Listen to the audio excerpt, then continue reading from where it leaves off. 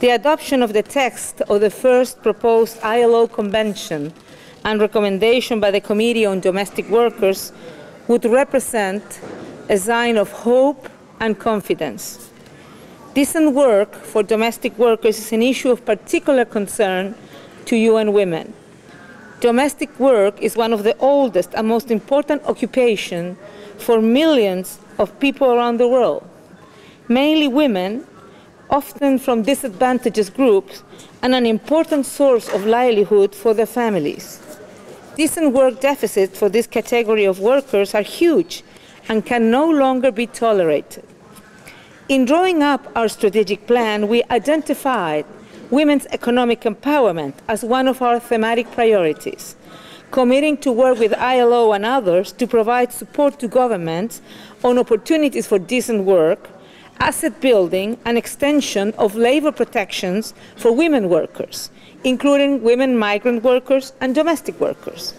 With a confidence in the final adoption by the International Labour Conference of the proposed ILO Convention and recommendation on domestic workers, UN Women commits to support the ratification of the Convention and promote the inclusion of its principles and rights in the formulation and implementation of policies, legislation, and programs that promote decent work for domestic workers at country level.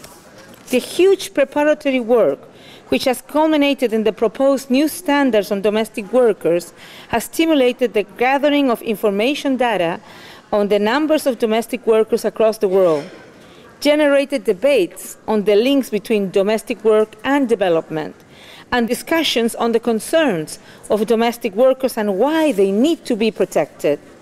The ILO estimates that domestic workers make up between 4 and 10% of the labor force of developing countries and about 2% of the workforce in industrialized countries. But let me tell you that behind these figures, we're talking about people. We're talking about most often a woman or girl who works tirelessly so others can engage in paid employment, enhance material and emotional well-being, enjoy reduced workloads, and live in relative degrees of comfort. Where state investment in childcare, care of the elderly, ill and other social services are insufficient, domestic work permits reconciling work and family. In short, domestic work renews and sustains society. It keeps the economic engine and social wheels of society moving. If all of those persons who today work on domestic work were to cease doing so one day, society will bring to a halt. The social and economic value of domestic work, including its contribution to the household quality of life and its impact on the overall productivity, has been clearly undervalued.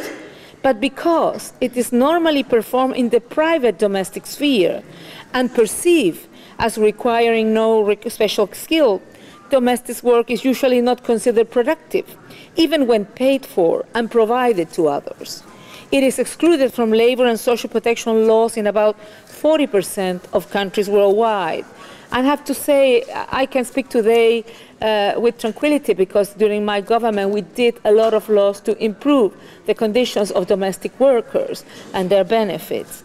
The lack of legal and social protection in many countries and failure to implement such protection where they exist makes care workers vulnerable to various forms of discrimination and abuse, including sexual abuse and trafficking, non-payment of wages, confiscation of travel and identity documents, denial of rest periods, overtime, sick leave, and holiday leave.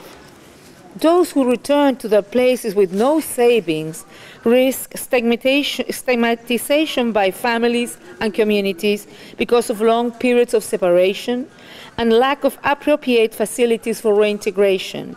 They may also find the same lack of jobs, poverty, and social exclusion that prompts the new cycle of internal or overseas migration.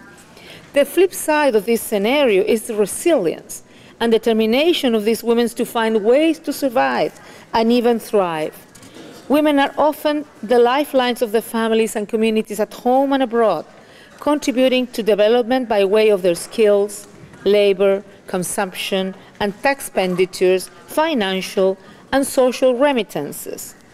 Colleagues and friends, the proposed ILO Convention and Recommendation on Decent Work for Domestic Workers is setting a historic precedent in that it defines domestic care work as work, makes domestic work integral to the development agenda, and lays out global minimum standards of protection for domestic work within the framework of the decent work agenda, providing the parameters within which to act as committed government, responsible employers, and workers. In closing, I want to reiterate that UN Women will work closely with the ILO, with other UN agencies, governments, and all relevant stakeholders to support the implementation of labor and social protection for domestic workers. This is not only the right thing to do, it is the right thing to do, but it is a matter of social justice and dignity, a matter of human rights. This is long-awaited recognition for the extraordinary work done by 52.6 million women and men, domestic workers worldwide. They simply deserve it. Thank you very much.